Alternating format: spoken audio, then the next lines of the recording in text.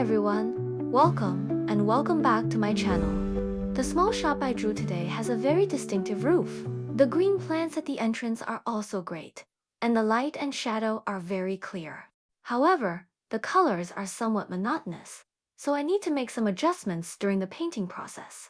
But for the first layer of coloring, it's relatively simple because they are all analogous colors. So as long as the painting surface is kept moist enough while painting, the colors used are mainly based on a yellow-brown tone. If you look closely, the roof part is more yellowish, while the door panels and window frames are more of a dark red or reddish-brown. On the right, there is an extra small house, which might be a kitchen, and there are 2 tables for dining outside. When applying the first layer of color, I usually focus on the main colors and don't pay attention to the details and variations. If you are not very confident, you can start with the lightest colors. I am also constantly learning and sharing what I have learned along the way. So sometimes halfway through the painting, I suddenly don't know how to proceed because I can easily be led astray by the reference picture in front of me and stop thinking for myself. This time, I drew a pencil sketch because drawing directly with a pen can be a bit stressful. It's easy to make mistakes and difficult to correct them. After drawing the pencil sketch and then inking it, it feels so much more relaxed. You can really enjoy the entire process. You can also consider how to draw the lines in the way you like during the process, instead of just worrying about drawing inaccurately. Moreover, there is ample room to contemplate rendering the lines with greater precision or a more relaxed feel. You have the latitude to make that choice. If you enjoy painting details, then this is a great time for you to showcase your strengths. The very dark parts under the eaves, I actually can't see very clearly, so I just paint them roughly based on my feeling. I simplified the details inside the house to a great extent. For example, I drew fewer chandeliers than there actually are. I also reduced some of the decorations behind the glass windows. I changed the 2 dining tables into 1. The 2 round stools are similar to those in my previous work, so I feel very familiar and comfortable drawing them. Next, I'll start coloring. Many times I find that the reference images chosen can easily divert the initial idea, because if the architecture in the picture is itself rigorous and has a certain stylistic tendency, the painting will surely lean towards that style. For example, if a building gives a romantic and relaxing feeling, you are very likely to make your work romantic and poetic. If the building is solemn and serious, then it is highly probable that you will find it difficult to paint it into a relaxed and dreamy effect. Therefore, thinking about how not to deviate from the original intention is a challenge. If the color contrast in the reference picture is very weak, it can easily dampen one's enthusiasm for painting, making you suddenly not want to paint anymore. So it's important to find a point that keeps you continuously passionate. You can even find a place in the picture where you can be creative. For example, I might find very subtle color variations and then amplify these changes. Because bright colors can lift people's spirits, sometimes I will also add colors that I particularly like in my daily life, even if they are not in the reference picture. It's a kind of fun. So this time, I applied a blue color to the shaded areas first, to create a hue contrast. Continue to deepen the shaded areas with dark blue. If I were to follow the colors in the reference picture exactly, it would be a monochromatic scheme. Besides having weak contrast, it would also look lifeless.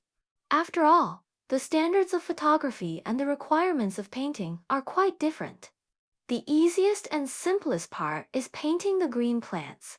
The painting method is almost the same for them. As long as you have taken care of the shapes and lines when drawing the contours, the colors are just 3 to 4, and you just need to roughly dab them on. Usually, for the lightest green, I use olive green with a bit of lemon yellow to quickly paint the first layer. Then I add some emerald green for the second layer. Typically, when I'm painting the second layer, the first light color is still wet, which makes it easy for the 2 colors to blend naturally. If it still looks monotonous, you can add 1 or 2 more variations. That is, introduce changes in warmth and coolness. I added purple to the colors inside the house, which gave me the motivation to continue painting.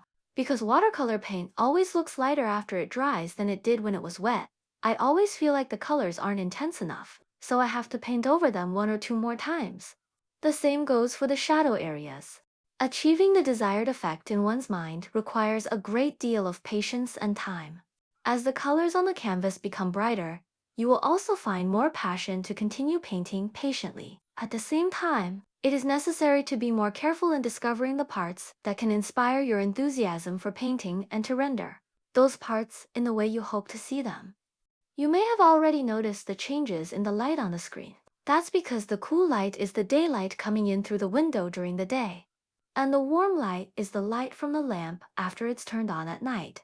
I used highly saturated medium yellow and orange red to paint the chandeliers inside the house. This way, the colors of the entire painting won't be too dull and will look much more interesting. Now I'm going to paint the green plants in the front.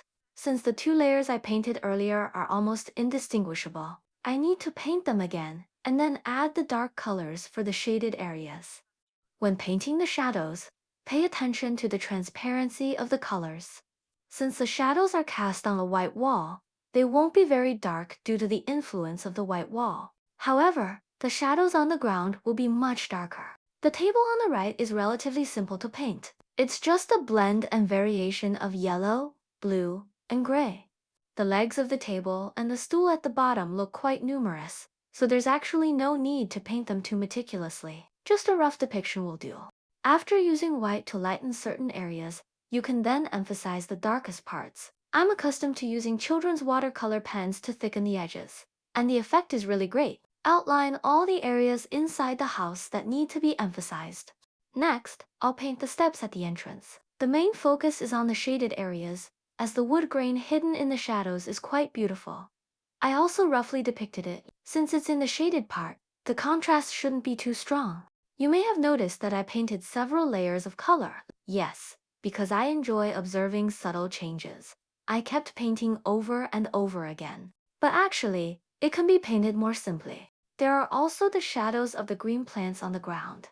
Their colors are greatly influenced by the material and color of the ground, so there should be differences in warmth and coolness, as well as depth and lightness.